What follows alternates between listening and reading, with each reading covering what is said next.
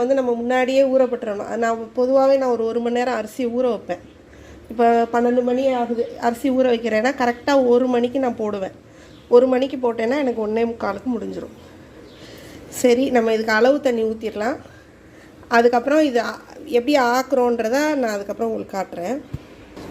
இப்போ பாருங்கள், நம்ம இதுக்கு அளவு தண்ணி ஊற்றியாச்சு.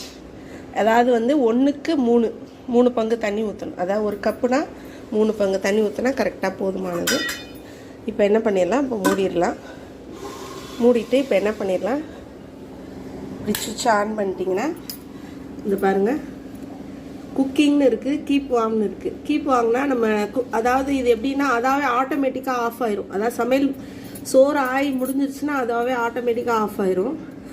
இதை நம்ம எந்த டிஸ்டர்ப் பண்ண வேணாம், அவ்வளோதான். நம்ம அரிசியை ஊற போட்டு குக்கிங்கை ஆன் பண்ணியிருந்தா இந்த பார்த்தீங்களா, இப்படி குக்கிங் ஆன் பண்ணிடணும். ஆன் பண்ணிட்டோன்னா